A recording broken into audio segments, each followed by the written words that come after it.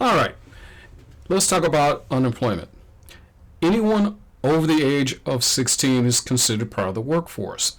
However, if you are not being gainfully employed or you're not seeking a job, you are considered a non-participant. Shame on you. All right, you may want to stop and pause and look at the numbers, but essentially, the population of a country, the United States in this case, anyone under the age of 16, we take out you're retired, you are not in the workforce, we take out. That leaves everyone who is employed and who is looking for employment. So generally it floats somewhere around half. Since 1950, the rate of women entering the workforce has consistently gone up, while with men it has declined.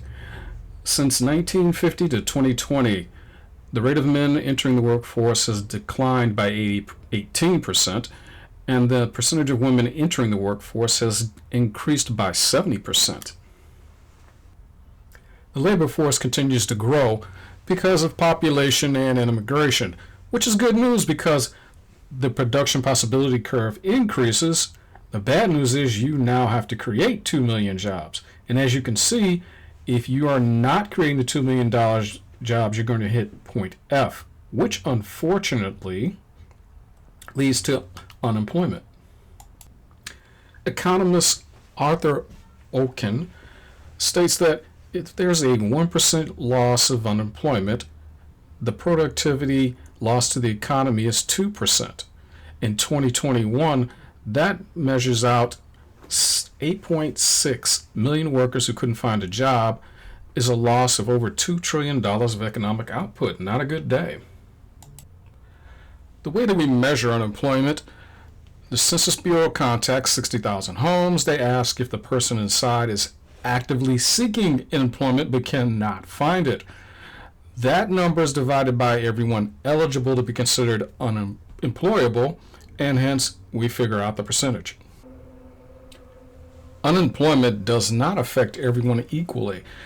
Factors such as age, race, and gender have an effect on how employment is spread out throughout the country. Unfortunately, unemployment can last for 6 months or longer. If you remember your finance class, this might be where you heard the expression, you should have an emergency fund for 6 months of living expenses in case you are unfortunately terminated. Unfortunately, the primary reason people are unemployed is the business simply closes up shop. And at some point, if they cannot find a job and just give up looking, although they want one, they become a discouraged worker.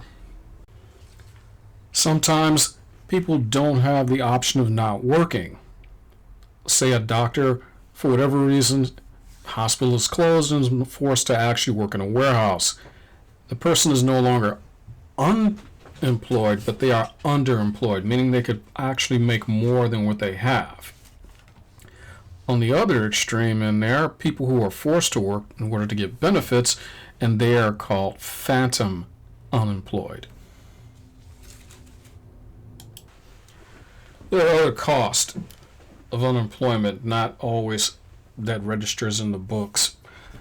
Certain things such as loss of confidence, social stress, loss of life, usually in high unemployment situations or economies, you see an increase in domestic violence and suicide, unfortunately. While you can say there's full employment, you're not going to find zero unemployment. Those are two distinct things. There will be some type of unemployment just due to the market's existence. And then we break that up into 4 categories. The first one is seasonality. You may run a lawn care business, so when it's cold, you're probably not going to have much work. Frictional unemployment refers to college students getting out. Maybe they don't have to go to work for 2 weeks, so they are technically unemployed for that period. Structural unemployment refers to maybe you are really good at repairing VCRs, but there isn't much of a market for it right now. The last, there's nothing anyone can do about it, cyclical unemployment. Let's just say the economy is slowed and there are a lot of layoffs. There isn't much you can do about it. So inevitably, there's probably going to be some degree of unemployment in the world. unemployment reached its peak in the 1930s, and there have been a couple of recessions that go along with that.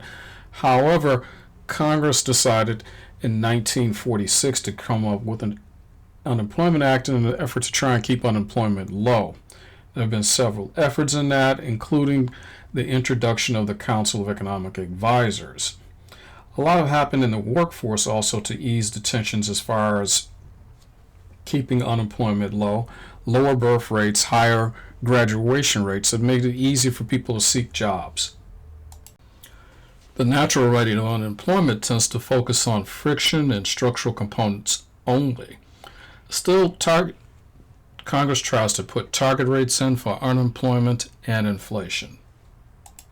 Some unemployment history. One of the worst periods, the 1930s, ended when the United States entered World War II. Other periods, the Korean War, 80s. In 95, there was a 20-year period of bliss that was broken up by the Great Recession in 2008.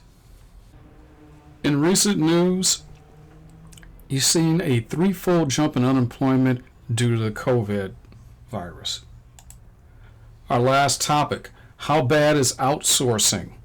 It does affect unemployment, but at a smaller spot than I think most people believe. The other side is insourcing, where manufacturers from other countries build in the U.S. Mercedes-Benz has a factory in Alabama, so your Mercedes might be manufactured there. And lastly, this is a complex issue. There will be jobs lost, but on the other side, manufacturing of certain products gets very cheap, which is why we have laptops and flat screens that are so cheap. All right, that concludes unemployment. Keep reading, keep writing.